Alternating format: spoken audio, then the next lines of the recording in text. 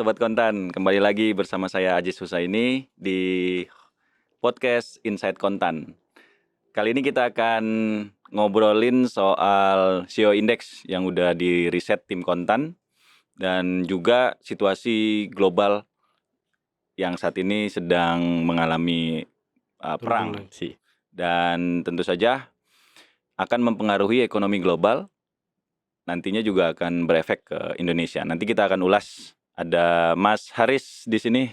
Mas Haris, apa kabar Mas Haris? Alhamdulillah baik. Awal tahun, Ya, Happy New Year. Happy New Year juga teman-teman. Happy New Year juga yang nonton. Mas Sandi, Ya, siap. apa kabar Mas? Alhamdulillah sehat Bang Aziz. Risetnya lancar ya? Lancar selama akhir tahun ya 2025. 2025 ya. Bulan Tapi Desember. kan untuk 3 Untuk bulan ke kuartal- depan ya, iya, kuartal betul. 1 ya. Kuartal 1 2026. 2026. Nah, nanti kita mau ulas dari sisi pengusaha yang sudah diwawancara dengan tim Kontan, CEO-nya ada berapa Mas Andi yang diinterview? Lebih dari 40. Lebih dari 40 CEO ya. CEO ya. Betul. Yang kemarin sudah terbit ya di Harian Kontan Sudah ya. terbit di awal tahun ya. Di awal tahun ya. Di pekan-pekan inilah. Itu lintas sektor ya. Lintas sektor. Sektor apa aja tuh yang sudah diwakili dari survei? Ya mulai dari sektor pertambangan, terus juga di industri keuangan, konstruksi, jasa, manufaktur, tekstil, dan ya komplit sih, lengkap. Sudah mewakili Sudah semua ini mewakili ya. istilahnya ya. Bidang. Nah itu gimana? Pengusaha katanya Hasilnya. optimis ya? Jadi untuk CEO Index atau Indonesia CEO Confident Index Ya. di 2026 ya, di kuartal 1 2026 itu memang hasil dari survei tim Kontan gitu Ya. terhadap para CEO petinggi perusahaan itu memang menunjukkan kecenderungan bahwa optimisme para pengusaha itu memang cenderung naik gitu. Jadi memang gini, saya sedikit ceritain juga bahwa CEO Index ini adalah survei Kontan terhadap para CEO di Indonesia untuk mengukur tingkat keyakinan Ya. para CEO untuk menatap prospek bisnis di kuartal 1 2026 Oke. gitu. Nah, ada 6 indikator. Indikator pertama terkait dengan makroekonomi, kemudian belanja pemerintah, daya beli, kemudian selanjutnya itu ekonomi global, Ya. politik nasional dan ekspansi bisnis gitu. Nah, untuk survei kali ini di kuartal 1 2026 itu menunjukkan bahwa CEO Index berada di level 3,43 poin. Artinya? Gitu. Nah, artinya kecenderungan tingkat keyakinan para CEO ini memang cenderung naik dibandingkan kuartal 4 2025 yang di situ masih di bawah 3,25 gitu. Tapi di Jadi atas memang 3 itu optimistis gitu ya. di atas 3 itu memang menunjukkan optimistis gitu. Nah, tapi memang gini, ada beberapa catatan sih para CEO ya dari hasil wawancara kita. Ya. Jadi setidaknya tuh ada 2 fokus yang menjadi sorotan atau di highlight oleh para CEO. Yang pertama itu kondisi makro ekonomi nasional. Oke.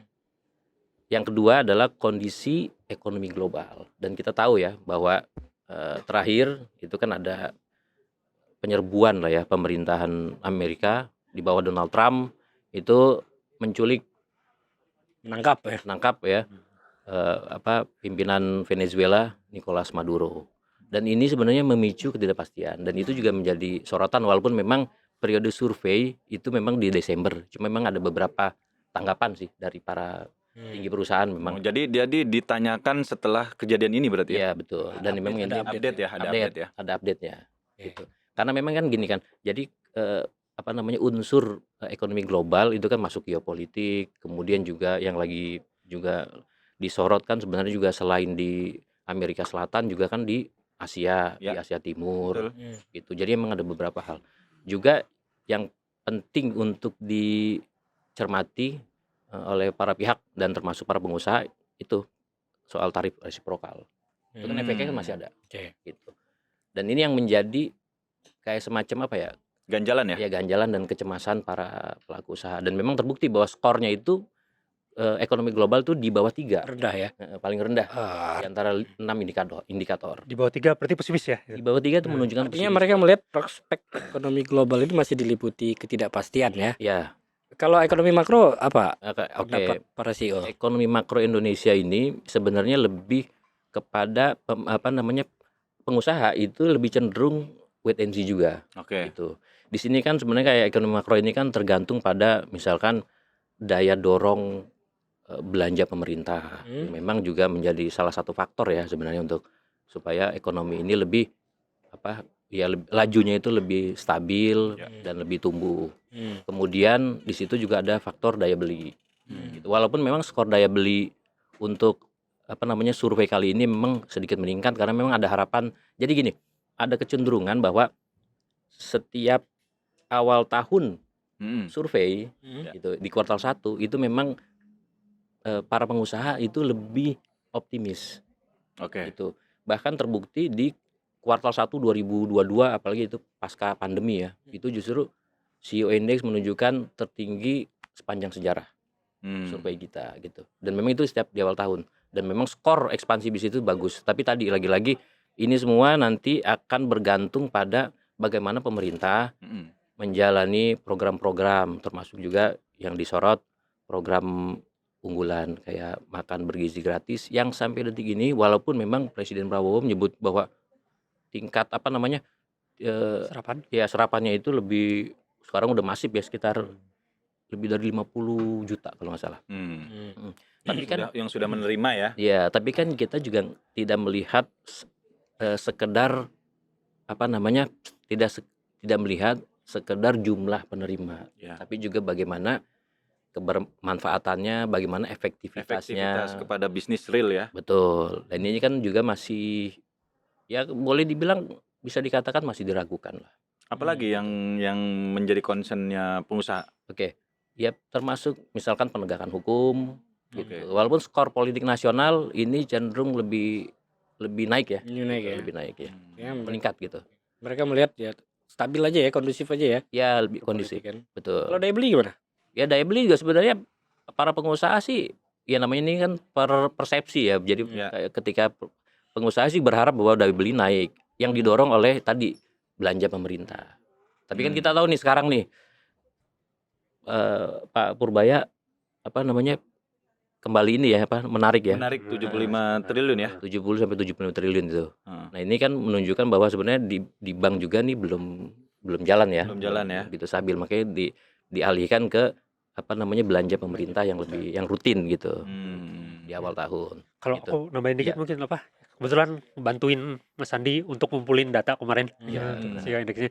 Jadi kenapa di kuartal 1 ini juga para pengusaha optimistis? Ya. Karena ada lebaran, Ramadan dan lebaran. Oh iya. Oh, karena Lebaran. berdekatan dengan Berdekatan kuartal dengan- 1 ya berarti ya di ya, awal gitu. tahun ya. Di Makanya- kuartal 1 malah. Iya, Kuartal kuartal 1. satu, Kita iya, kan betul. Maret nanti Maret nanti Idul udah Fitri. mulai ya udah. Iya. 18 Lebaran. ya sekitar pertengahan ini kan Februari sudah Betul. puasa kita. 18 Februari itu Itu sudah mulai puasa. Sekitar 15 Februari ya. Kalau sekitar. Muhammadiyah sudah 18, mengumumkan 19. 18. Iya. Antara itu. Jadi memang ada optimisme dari momen yang sebenarnya ini kan memang momen musiman Momen ya. tahunan musiman. Tahunan, gitu. Dan sebelumnya juga kan puasa Ramadan dan Lebaran ini ada di mendekati kuartal 1. Iya. Itu sudah berapa tahun terakhir gitu. Jadi memang optimisme di kuartal 1 tuh selalu tinggi ya karena ada momen belanja masyarakat yang gede ini. Gitu. Ya ya. Selain belanja pemerintah itu tadi. Ya ya ya. Pokoknya setiap kuartal yang di situ ada momen Idul Fitri itu pasti pertumbuhannya tinggi kan. Relatif harusnya gitu. Iya. Ya, kebetulan Karena secara alami memang mereka pasti Iya. belanja ya. Iya. Karena kan Kebetulan- tadi karena itu momen istilahnya itu peak season. Hmm. Di situ nanti ada kucuran tunjangan hari raya. Ya, Makanya kenapa skor daya beli meningkat ya. meningkat tadi. Meningkat. Karena Iya, memang iya. pengusaha juga sudah ngukur nih 3 bulan ke depan ini pasti konsumsi akan cenderung meningkat karena ada momentum lebaran gitu, permintaan. lebih karena faktor musiman sebenarnya ya. Ya karena tadi Karena faktor THR. betul. Makanya itu nanti perlu dicermati tuh ke kuartal-kuartal selanjutnya. Iya. Siapa? Gitu. Betul Iya. betul. Apalagi yang menjadi concern di bidang ekspansi bisnis? Ekspansi Oke. bisnis. Jadi gini, tadi saya katakan bahwa di awal tahun setiap survei itu memang menunjukkan kecenderungan bahwa pengusaha itu lebih optimis Oke. gitu. Karena memang tadi awal tahun ya, setelah tahun baru kita mulai bersiap berhitung nih untuk ekspansi ke depan. Jadi skor ekspansi itu justru yang paling tinggi. Itu ada di 3,98-an, 3,8 gitu. Itu paling tinggi tuh. Memang belum menyentuh 4 ya. Kan kita rentang dari 1 sampai 5 Oke. gitu. Ada hubungannya nggak, Mas Andi, dengan beberapa kebijakan pemerintah yang misalnya gaji 10 juta itu tidak kena PPN, kemudian juga ada pembebasan PPNDTP ya ke properti gitu. Itu ada nggak yang mereka ceritakan bahwa ini juga bisa mendorong daya beli? Ya, tentu memang pengusaha itu kan memang sangat berharap ya pemerintah ini memberikan kayak semacam stimulus Ya. gitu. Dan itu memang ada persepsi dan pandangan demikian. Jadi kalau bisa memang hal-hal kayak gitu tetap dilanjutkan. Sebagai contoh misalkan juga sekarang nih misalkan penerapan KUHP dan KUHP baru.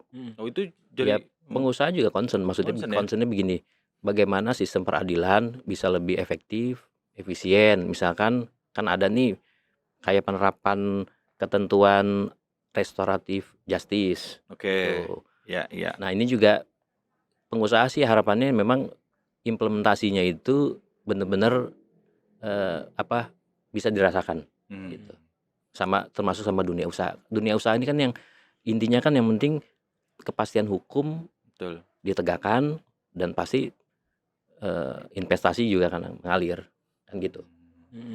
Artinya dari sisi hukum ya pengusaha akan tetap dukung.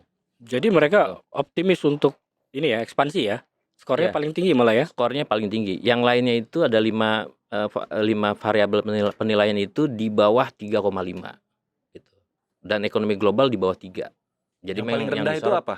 ekonomi global. Oh, ekonomi global ya. Betul. Gitu. Karena memang ini masih memunculkan ketidakpastian ya. Betul, betul. Nah, tadi bicara soal ekonomi global nih, Ya. Mas Haris. Di surveinya juga sudah tergambar ya, Iya. bahwa situasinya memang tidak menentu. Amerika sudah mulai menyerang negara-negara lain gitu ya. Di Asia juga ada sedikit Ya. percikan-percikan. Artinya Thailand ya? Ya, berantem. artinya pelaku Taiwan. Taiwan ya? pelaku Taiwan, usaha iya, artinya dan juga pesimis nih Taiwan. terhadap ini ya, Taiwan juga. terhadap Nah, kondisi ekonomi global. Iya. Ekonomi global kan pasti juga mempengaruhi Mhm. dari kegiatan ekspor. Hmm. Ya kan? Nah, ini gimana Mas Haris dampak ke dalam ekonomi domestik? Oke, kalau ini kalau masih nyambung sama CEO indeks tadi ya itu, Iya. kalau yang masih tadi juga sempat disebut sama Mas Andi, kalau yang jadi concern dari pengusaha yang ketika disurvei itu antara lain itu karena kebijakan tarif. Ini kan walaupun sudah sekarang kayaknya agak tenggelam ya Pak, Betul. nggak banyak ini, tapi sebenarnya kan ini belum selesai. Kita kan sebenarnya walaupun sudah dapat itu 19%, tapi Masih sebenarnya itu belum deal, belum tanda tangan kita iya, tuh. kita masih nego. Masih nego, proses nego gitu. sebenarnya. Jadi kita belum Panjang benar-benar- banget negosiasinya ya. belum benar ada kemungkinan kalau kita nego itu gagal, tarif kita jadi 35% lagi gitu. Oke. Ya seperti apa? Atau bisa ada kemungkinan juga turun dari di bawah 19% kalau ya. nego berhasil. Kalau Kalau nego nego berhasil itu ada beberapa ya salah satu yang sudah dibilang sama pemerintah kan komoditas unggulan ya kalau bahasa mana itu komoditas yang khusus tropical kalau katanya mereka itu. Jadi kayak sawit dan sepertinya itu diusahakan untuk diminta tarif 0% ke AS itu. Tapi ya ini sampai sekarang belum gua berita terakhir yang sebelum ini Airlangga itu bilang kalau Kemenko Perekonomian bilang itu kalau akan ada tim berangkat lagi di minggu kedua Januari ya? Januari itu ke AS untuk kembali diskusi soal tarif ini. Jadi sebenarnya ini belum selesai. Gitu. Jadi belum ada kepastian Legalitasnya dari- belum ada nih. dari tarif dibanding ini. negara tetangga mereka lebih maju ya. Mereka sudah final ya kayak Ada Malaysia. sebagian, nggak juga bilang final, tapi ada sebagian sudah perjanjian sudah sign gitu, sudah Iya, karena fix ini. pejabat Amerika sendiri, Menteri Keuangan Amerika Scott Bessent, Scott Bessent juga dia menuding bahwa pemerintah Indonesia ini Balelo. iya Balelo terus malah berjalan Kepala kalau istilahnya. berjalan mundur tidak komitmen terhadap kesepakatan yang telah dibuat sebelumnya kan. Ya betul. Tapi kan di Indonesia sendiri mengabarkan bahwa itu progresnya maju. Jadi Iya. ada kontradiktif Iya. nih antara kita mendapat informasi dari pemerintah kita bahwa kesepakatan ini terus Progresif, progresif, gitu. Ya. bagus, Ya. mendekati kesepakatan, Iya, nanti iya, sementara iya. di sana politik ya. Iya, Nah, itu dia. ada tarik ulur lah. Sewor ya. Ada tarik Jadi ulur. memang kalau Kemenko kan bilangnya itu wajar dalam perundingan gitu gitu segala macam. Tapi ya memang kalau baca tone-nya pemerintah AS sih ya mereka tone-nya sih memang agak negatif ya terhadap sikap Indonesia ini yang Oke. nggak jelas ini. Itu makanya jadi ketidakpastian itu masih tinggi. Itu yang dan ini potensinya kalau produk Indonesia kena tarif total disamakan 32% ya kalau nggak Iya, salah iya, kemarin sebelumnya itu bukan 35. Nah itu ya tarif kita jadi produk kita jadi nggak kompetitif, Tidak jadi nggak kompetitif. kompetitif gitu. Malaysia kena berapa ya? Malaysia itu kalau sekarang ya kalau nggak salah 20 ya itu. Lebih tinggi kita 19, mereka 20 Enggak. kalau nggak salah. Kalau nggak salah Malaysia, Lebih Vietnam. rendah malah ya. Dia baru-baru ini mereka itu Ada. dapat tarif final loh dari Trump itu kalau nggak salah malah cuma 1 digit. Coba deh cek loh. Nah, aku harus cek lagi. Aku justru nggak ingat benar Iya, itu iya, ya. iya. Nah, Tapi Iya. nyambung sih, maksudnya poin kenapa negara lain itu mungkin nanti prospeknya lebih baik dari kita dan daya saing produknya itu mungkin lebih mengungguli kita karena kita ini lemahnya juga misalkan di rantai pasok, logistik dan beban-beban lain dan ini yang juga membebani pengusaha. Nah, dibanding dengan barangkali ya maksudnya negara tetangga pemerintahnya mungkin memberikan insentif yang lebih clear gitu loh sama dunia bisnis dan investasi gitu. Nah, ini dampak dari perang ini akan terus Iya. ya Nah. menghantui dunia bisnis nih. Kalau perang, jadi ini ada banyak perang ya. Pertama ya Kamboja sama itu ya Thailand itu ya. Kalau itu sih sekarang lagi gencatan senjata. Dan kalau ini tidak terlalu sejauh ini sih tidak terlalu besar dampaknya karena juga itu terbatas perang perbatasan kan ya. Itu. Yang kedua ya Rusia sama Ukraina yang masih ya. sampai sekarang ya itu. Jadi perundingan damai juga belum selesai. Yang ketiga tuh ada ancaman dari China sama Taiwan ya. Nah, itu dia. Nah, ini kemarin yang terakhir pas tahun baru itu China sudah show of force ya, Betul. mengelilingi Ya, Taiwan sudah, dengan latihan perang itu. Nah itu juga latihan ya, jadi gelar latihan besar-besaran ya. latihan besar-besaran itu. Jadi Sekali kondisi bom geopolitik selesai itu ya. Nah itu. Cina ini kan Terus apa lagi Gaza sama Israel dan Palestina itu Masih terus. lanjut, terus yang terakhir yang baru itu ya Venezuela diserang sama AS itu.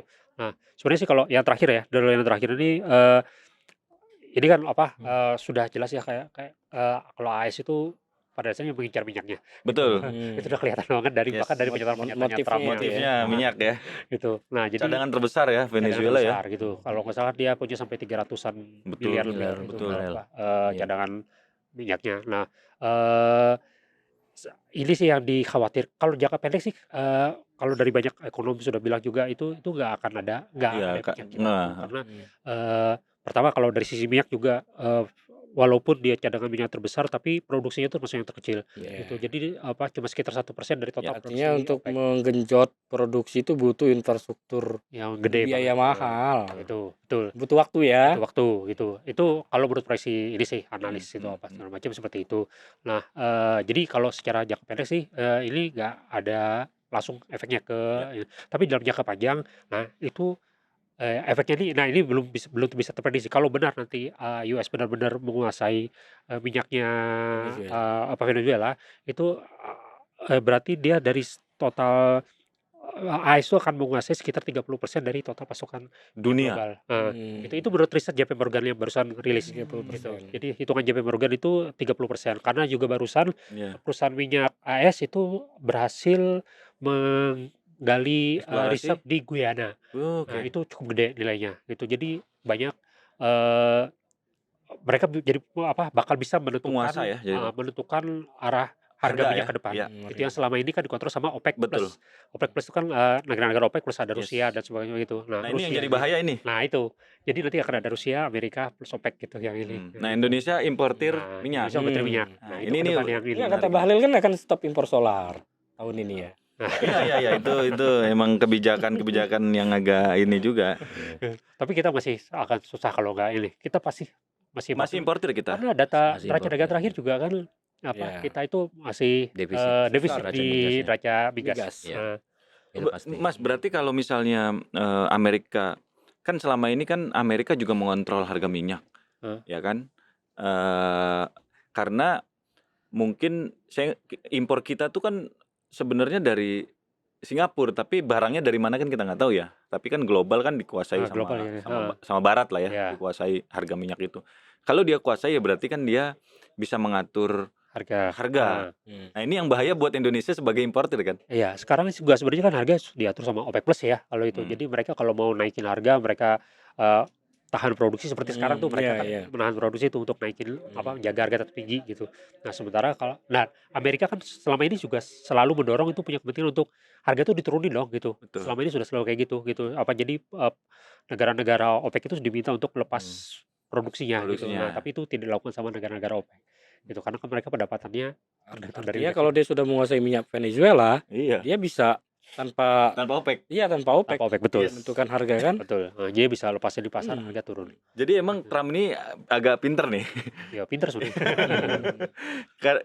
Karena dunia itu tergantung energi. Ya kan? Ya dia menguasai dulu nih negara yang benar-benar punya cadangan tapi produksinya kecil. Nah, maka masuklah yang namanya Chevron sana gitu. Ya Chevron seperti halnya yang di Arab Saudi kan juga Chevron sebenarnya yang menguasai energi di. Tapi aku baca lembaga riset global, lupa namanya, itu Trump itu butuh sekitar 1.400-an triliun rupiah untuk melakukan eksplorasi cadangan minyak Venezuela. Itu dia butuh bangun banyak infrastruktur kilang segala macam. Tapi barusan malam ya ketika kita podcast ini pagi hari kita podcast ini malam di Amerika. Trump itu wawancara sama NBC News gitu. Di NBC News ini dia bilang itu kalau kemungkinan dana yang dibutuhkan tidak sebanyak itu gitu, dan waktu yang dibutuhkan tidak selama itu. Dia proyeksinya itu dalam waktu kurang dari 18 bulan itu sebenarnya sudah bisa eksplorasi dan mulai perusahaan minyak di US itu sudah bisa mulai eksplorasi di Venezuela. Kalau itu saya percaya karena Chevron punya kemampuan itu. Nah, itu cuma kan Pendanaan dan selama segala ini yang macam. belum dilakukan adalah karena itu butuh pendanaan besar. Betul. Nah, itu juga perusahaan-perusahaan minyak juga sebenarnya tidak mau masuk itu karena butuh dana besar itu. Betul. Nah, Trump bilang nanti akan aku reimburse gitu. Di NBC itu dia bilang kayak gitu. Selain faktor biaya permodalan juga mungkin ya biasa investor atau investasi juga melihat situasi politik Venezuela, kan? Ya. Kalau situasinya nggak kondusif, mereka juga akan wait and see kan. Tapi kelihatannya wakil presidennya nih agak-agak pro Amerika nih. Wakil presiden sih mendukung Maduro ya, tapi ada oposisinya kan. Oposisinya ya. Yang kemungkinan juga dia pasti bisa digulingkan ya. Ya. Pasti akan banyak yang kebakaran jenggot ketika Trump menguasai minyak Venezuela. Pasti. Salah satunya Kuba, Kuba betul. Ya makanya Kuba kan udah diancam kan untuk diserang. Selanjutnya mau dia itu Meksiko, Kuba, sama satu lagi apa ya itu lupa. Iya. Ada 3 negara Greenland, yang bukan? Trump ngasih peringatan. Ya pasti kan, tentunya mereka khawatir kan ini jadi presiden kan.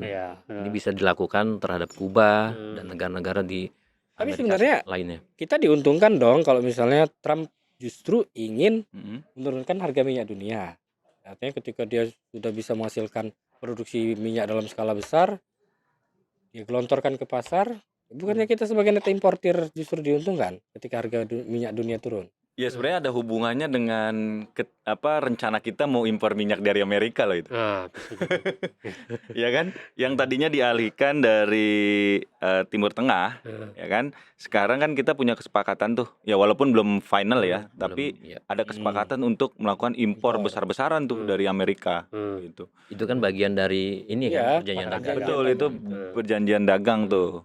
Nah, ini berarti motifnya sudah terlihat ya bahwa sebenarnya adalah menguasai minyak. Ya kalau itu sudah tuduhan kalau si Maduro itu pemimpin mafioso narkoba itu sekedar ini aja ya. Itu apapun dalihnya, motif utamanya Trump ya pasti ekonomi karena dia orang ekonomi. Nah sebenarnya yang paling penting itu adalah gimana menjaga ekonomi domestik kita nih, Mas Aris. Di situasi global yang seperti ini, seperti apa tuh? Salah satu kekhawatiran sebenarnya yang ini dari situasi global ini sih nanti mempengaruhi rantai pasok itu, terutama kalau yang beneran jadi perang itu China sama China terlibat gitu. Oh, China oke. perang itu rantai pasok bisa jadi terganggu dan kita kan juga masih banyak hubungan China itu kan salah satu Oh, market iya. kita bisa kan. iya, betul. Maksudnya Itu kalau yang dia lebih jadi perang dengan Taiwan ini ya? dengan Taiwan lah itu. Jadi geopolitik di situ lebih langsung berdampak ke Indonesia. Itu Iya. ketimbang yang apa di Venezuela Karena sama akan ada dampaknya terhadap manufaktur Cina ya. ya betul. China ya. Betul. Hmm. Itu yang Iya. lebih ini. Soalnya ini akan nyeret banyak negara. Di belakang Taiwan kan ada Amerika, Betul. di belakang Cina ada Rusia, Betul. ya kan? Betul. Itu. Hmm. Jadi ya itu dan itu rantai pasok global sekarang kan banyak juga lewat China. Banyak. Cina, Jadi iya, betul. itu yang lebih Manufaktur kita kan banyak impor bahan baku, bahan setengah jadi dari ya. Cina. Iya, pasti. Cina juga banyak membutuhkan pasokan batu bara dari Indonesia. Iya. Masuk ini handphone. Oh iya. Ya, semuanya Iya. sudah Cina pada waktunya ya. Artinya yang membuat situasi global di tahun 2026 ini tetap diliputi ketidakpastian. Satu, faktor tarif yang belum juga mencapai kesepakatan final Iya. dengan Amerika ya. Iya. Yang kedua, terus meningkatnya tensi geopolitik global ya di berbagai belahan dunia nih ya. Iya. Misalnya Semakin di Asia meluas. Tenggara misalnya ada di Iya, Thailand dan ya, Kamboja. di Cina, Taiwan, Iya. Amerika Latin ya, Amerika Iya, Latin. makin meluas, Timur bertambah, Tengah. betul. Iya. Ini semua kan Iya. membuat kondisi menjadi tidak kondusif buat Iya. bisnis. Ya sebenarnya yang terjadi di Venezuela pun ini sebenarnya masih ada buntutnya. Karena apa? Karena yang kita tahu ya bahwa Cina kan juga salah satu importir minyak dari Venezuela juga. Karena kan ada kedekatan. Yes. Itu satu. Yang kedua, di saat yang sama ya Cina juga kan kreditur ya pembangunan Venezuela. Iya. Jadi tetap akan nyambung. Kalau gitu, kalau global menjadi tidak bisa diandalkan karena masih diliputi ketidakpastian, buat pelaku bisnis ya paling memungkinkan adalah memaksimalkan pasar domestik. Nah, itu dia. Untuk memaksimalkan penjualannya misal. Iya nggak? Nah, betul nih Ya, Mas Hafid, betul nih. Dan ini ya, apa namanya, dengan situasi yang seperti ini, itu kan CEO-CEO nih yang kita sudah interview, Ya. itu harus punya strategi Ya. dalam melakukan bisnis. Banyaknya juga eksportir gitu kan. Ya. Nah, itu apa yang mereka tergambar nggak? Apa sih yang akan mereka lakukan? Ya. Jadi intinya gini ya, beberapa CEO yang kita survei itu pasti kan ada kaitannya sama bahan baku. Walaupun dia pasar domestik kan bahan bakunya juga kan dari global, impor. dari Jadi tetap rantai pasok global itu memang mempengaruhi perekonomian domestik. Yes. Nah, sekarang ini memang yang apa namanya yang menjadi concern para pengusaha ya tadi bahwa mereka berharap ekonomi dunia, geopolitik dunia memang tensinya sih benar lebih adem kan harapan mereka gitu. Nah, yang sekarang kan yang terjadi kan malah sebaliknya. Ya. Nah, makanya yang harus dilakukan adalah ya tadi bahwa dukungan pemerintah ini juga sangat dibutuhkan. Misalkan kebijakan-kebijakan yang memang lebih ke pro terhadap dunia bisnis. Termasuk ini konteks negosiasi dagang ya. Kalau konteks negosiasi dagang kan dari kalangan pengusaha tekstil dan pengusaha alas kaki itu kan masih minta juga kepada pemerintah untuk menurunkan tarif resiprokal impor Amerika.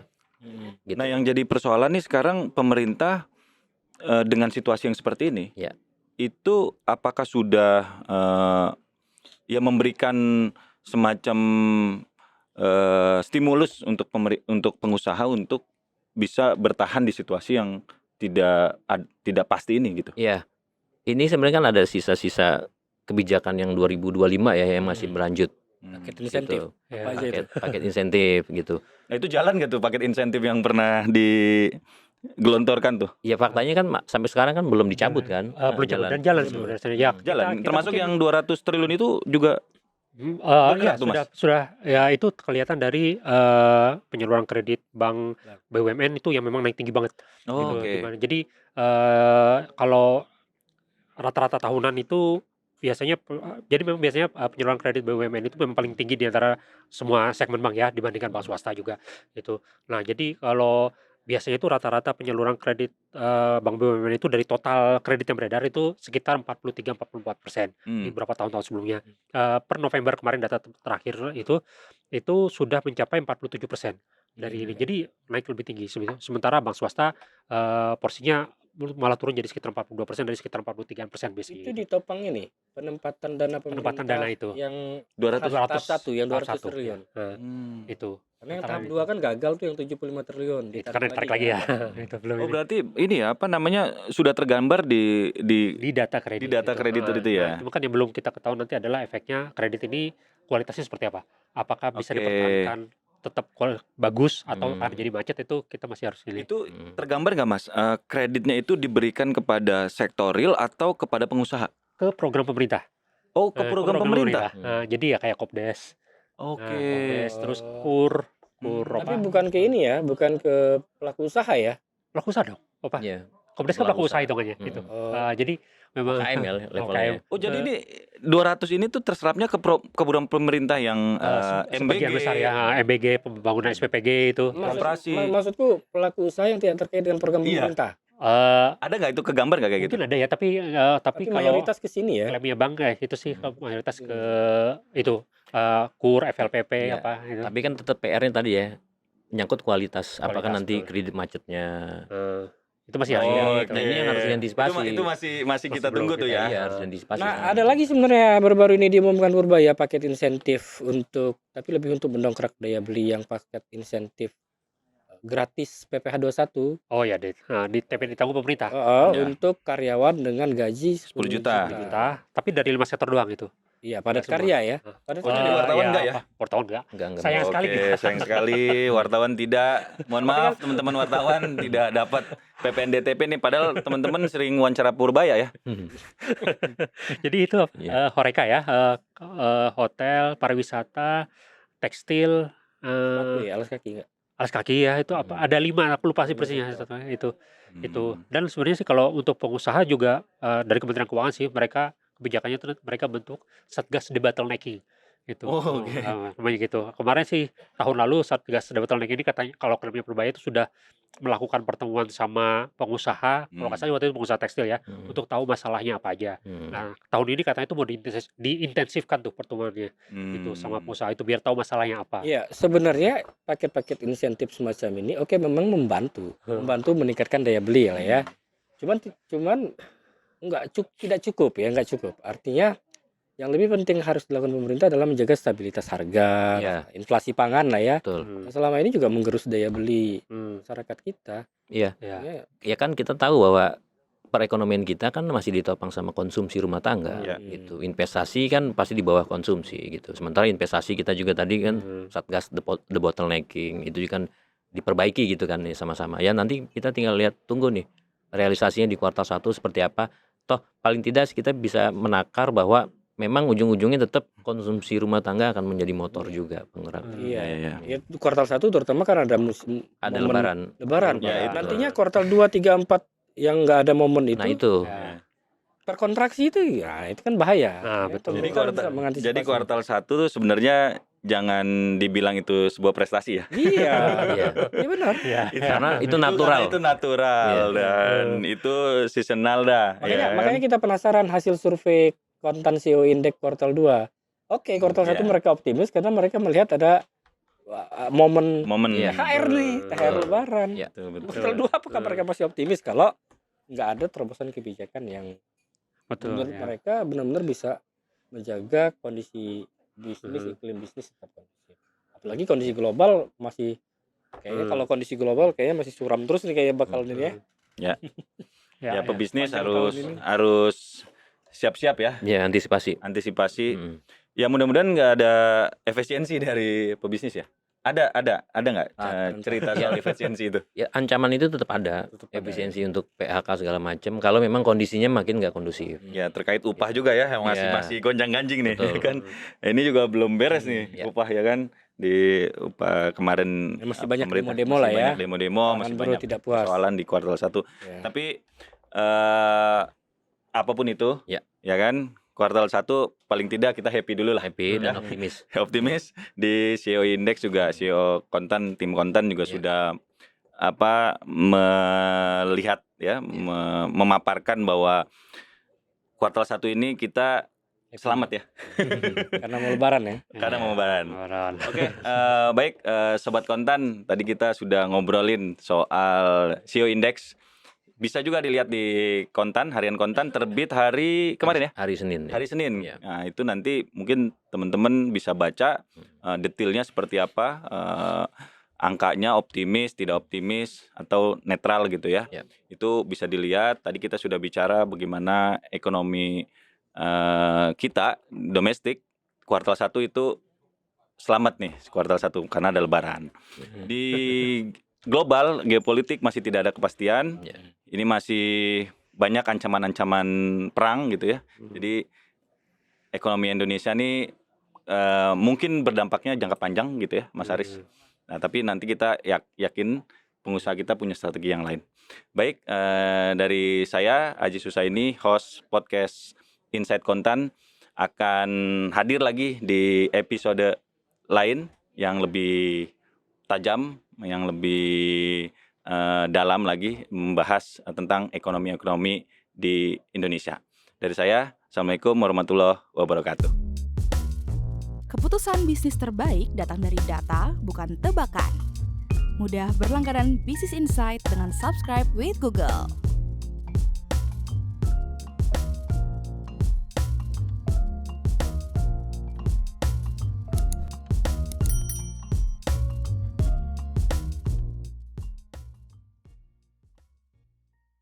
Download aplikasi Kontan sekarang di App Store atau Play Store.